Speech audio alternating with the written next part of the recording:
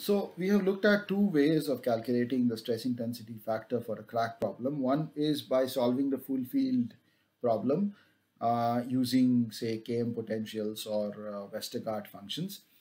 The second is by using finite elements. The third way is to use handbook solutions.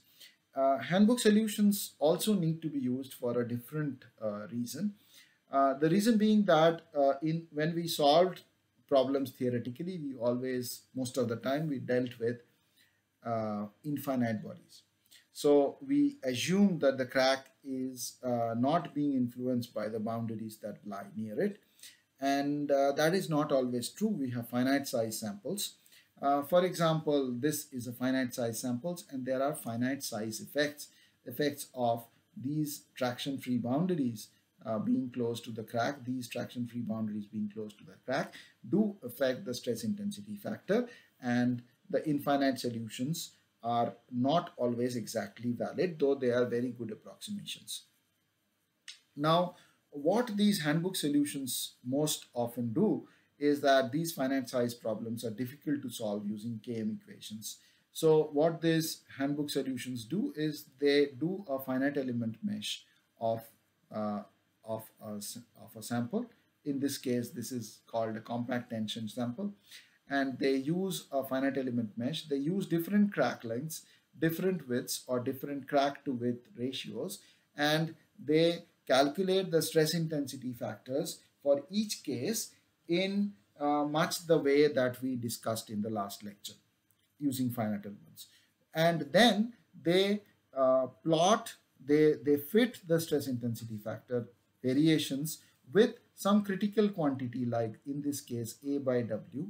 uh, they plot it as polynomial functions of A by W. For example, here if you see, this is the infinite body solution, and this function is the correction due to finite size. So Fa by W is a correction due to finite size effects, and this complicated polynomial that you have, which is only a function of A by W, has been obtained most probably by using multiple finite element calculations.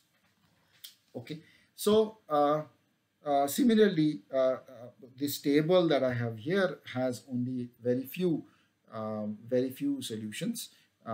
You have handbooks of stress intensity factors that contain many more complicated examples. But for our purpose, I thought this would be enough. So this is one important specimen that we use, the compact tension specimen.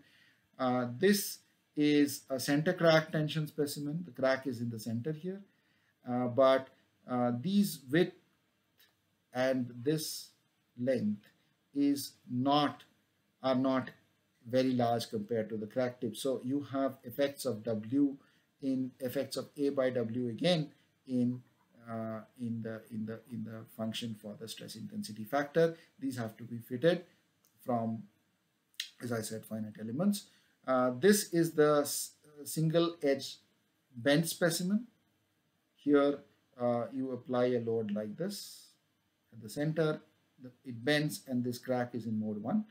And again, there are correction factors that you need to use for the geometry. Single edge notched specimen. This is single edge notch specimen. It is pulled in tension. Loads are applied like this. So pins are inserted into these holes, and then the pins are pulled with forces like this. So this is single edge notch specimen, and so on and so forth. For all these, the factors, the correction factors are mentioned here. I have to tell you that the correction factors actually differ a bit from table to table, because they are just fits to finite element equations, and different fits may different functions may actually fit the same finite element, same set of finite element calculations. So you might find small differences in these constants if you look at different handbooks, but this would be enough for our purposes. This is a small handbook that I have prepared for you, and this is a handbook this is the kind of solution that you would most often be using, rather than trying to solve it with KM equations or doing your own finite element calculations. So with these solutions, we will do a few problems. These are not really design problems, but these are problems that are kind of indicative of how these handbook solutions are used. Okay, so we will do those problems in the next lecture.